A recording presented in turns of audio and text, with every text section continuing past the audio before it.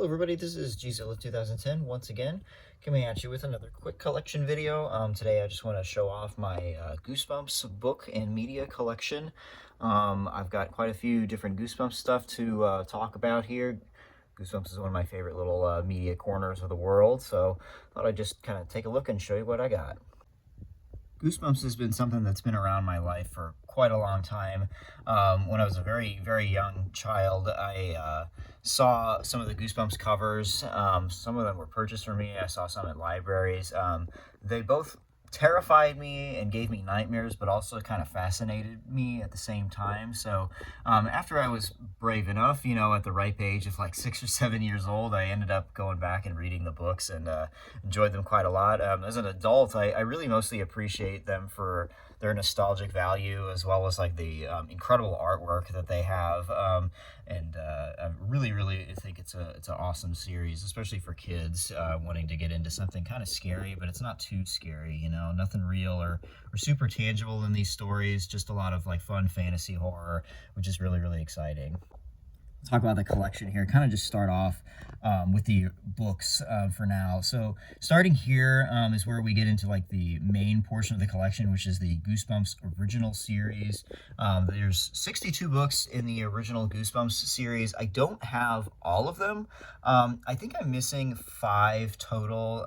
If you want to review this video and double check which ones I'm missing, then you can definitely see that. But I am missing a few still, but I do have quite an extensive collection. I do have some of the more rare ones, like I know I Live in Your Basement. This is an original print. This is a pretty rare book.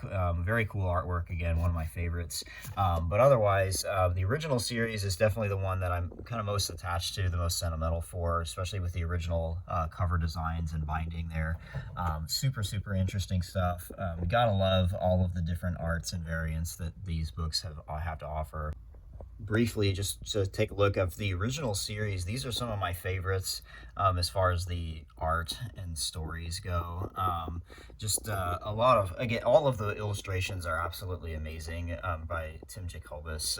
He's an incredible artist, but many of these particular illustrations kind of captured my fear and imagination as a child. Definitely. This one in particular, I think, was one that really stuck with me. The story for You Can't Scare Me isn't super noteworthy per se. It does have a cool ending, but the artwork, especially with the monsters coming out of the mud, very interesting, especially from an adult's perspective, but very scary from a child's perspective. This is, of course, one of the classics, as well as this one here, the Standing Out of the Basement. I got a little bit more to say about that one later, but that one's always been great. This particular cover from Don't Go to Sleep was definitely nightmare-inducing, although this particular sequence doesn't actually happen in the book. And of course, you can't forget about this one. I mean, it's really obvious. That's a incredibly frightening image. So I think these illustrations do a really good job of capturing a lot of the feel of the stories.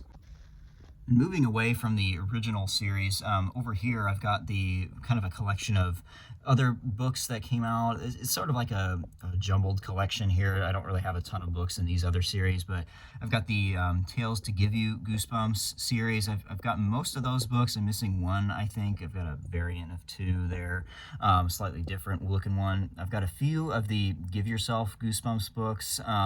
Some of those are really cool with the holographic covers. Just to give you an example, this one with the shine there, very cool stuff there. And then I've also got the 2 triple header books and one of the TV show books, the Presents series. So these are all kind of cool novelties for sure. Not really great for reading, in my opinion, as much. I mean, the Give Yourself Goosebumps are definitely fun, but it doesn't really make it for a good story per se. It's mostly just fun. And I think they were more fun when I was a kid, for sure.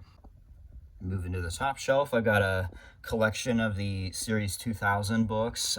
These, similarly to the original series, when I grew up, these were just as prevalent as the original series in many libraries and bookstores, so I got to see quite a few of these as a kid too. Generally speaking, the tone of these is a little darker than the original series. The artwork and the design kind of gives it a bit more of an edgy vibe, I think. But mostly the stories are very similar, I think, in tone and style to the original series.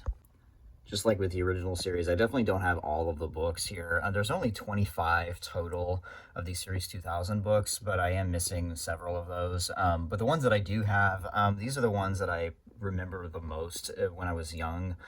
This one in particular, I remember seeing at the library very often. The Body Squeezers books. I have part one as well, but part two, that cover was particularly interesting to me with the Body Squeezers falling from space and everything. So I really liked that one. That was very interesting. This one definitely freaked me out a little bit when I was a kid. It's, really in your face and crazy, but like, when you're that young and you have an overactive imagination, that can really get to you. These two books here, they are part of the Series 2000, but notice they may look a little different. They're from the UK. These are like UK printed editions, so they're slightly different. It's the same artwork, they're just positioned differently with different like cover design, like those bubbles around the logo. That's definitely something that the UK editions did, but kind of neat to own these. They're definitely a bit more unique in the collection for sure. Moving right along here, getting into this stuff here. This is the Goosebumps reprint series. These are the like cover designs that I sort of like primarily had when I was young. Like these were like kind of new when I was a kid. Particularly the like the first few releases here, Stay Out of the Basement and Welcome to Dead House. These two books are like the very first two books that I ever owned, and they kind of like were what started my interest in the series.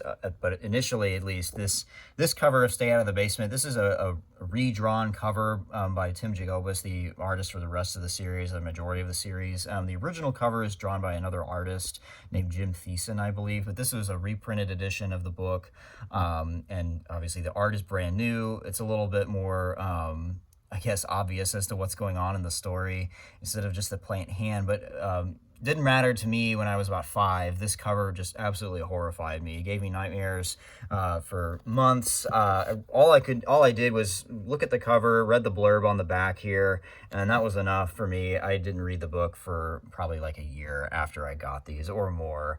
But either then, once I read the book, it was all good. And then moving away from the reprint series, we have these two books here. These are kind of unique. They are not official like 90s copies of the books or American like 90s versions. They are still printed by Scholastic. They're just printed, I think, in another country. They're printed in India, I believe, and they're like shipped to the US. So it's like a cheaper way to get like rarer copies of books. Like Monster Blood 4 is a hard book to find for cheap for the original series. So I have this one just temporarily before I can find another copy. But yeah, those are just kind of to fill in some space there. Kind of fun. Over here, I've got kind of more of the modern Goosebumps collections. Not as big of a fan of this stuff. I don't really like the artwork as much in the newer editions and the newer series. And the books, to me, I mean, maybe it's just me growing up. I'm just not as interested in the stories, but I do still have some of them. It's still fun to collect them just because it's Goosebumps. It's got the name, it's still got the characters. It's fun. I got a few of the original series reprints here, as well as the Body Squeezers Part 1 reprint from Series 2000. We got a few of the Horrorland books, Most Wanted. We've got a few Slappy World. We got the first book of the House of Shivers series as well there. And here, these are technically kind of out of place. These kind of go in between like the reprints and the newer versions of the books, but these are the graphic novels for Goosebumps. So these books have like several different stories in them that are adapted from the original series and others, and they're fully illustrated on the inside by different artists. So they're like comics. They're very cool. This one I read quite a bit as a kid. The Shocker on Shock Street story was particularly really interesting to me, so I really like that one. Going back down here, kind of finishing up, we've got some just different Goosebumps media here. Not all of it's going to be books. Got a collection of Goosebumps, the television show, and some movies on DVD and VHS. Kind of over here with the DVDs, I've got the Goosebumps movies, the first two over there on the left, and then I've got some DVDs of the series here. I particularly remember watching One Day at Horrorland when I was a kid, so got to have that one. Got some tapes here, which is great. I've got the Haunted Mask, which is coming in that classic black clamshell case that many of the Goosebumps tapes came in. Got the copy of Werewolf of Fever Swamp. This one's actually like an old library tape. That one I found at a thrift store. Kind of a neat little novelty there. And then this one was part of, like, I think the later releases of the Goosebumps series on tape. This is Werewolf Skin Parts 1 and 2. Comes in like just a regular VHS like slip case. Nothing too crazy like the clamshell versions, but it's still pretty cool.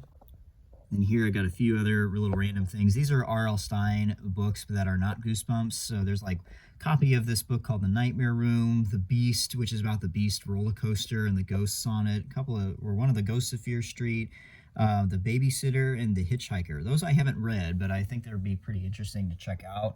And then up here, I've got this giant coffee table book, The Art of Goosebumps. It's a really cool book. It's got full color artwork of all of the original series and the Series 2000 books by Tim Jacobus. It's very, very cool. It kind of goes into in depth on each illustration a little bit.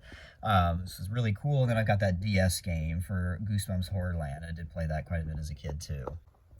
But yeah, that's a quick little peek at my Goosebumps collection. I hope you really enjoyed taking a look there. I do have other books on other shelves, but this is just one of my Goosebumps stuff, kind of an extensive collection there. I do hope to complete the original series one day, but at this time it's still empty, but we're going to keep working on it. Thanks for checking it out. I hope you have a great day.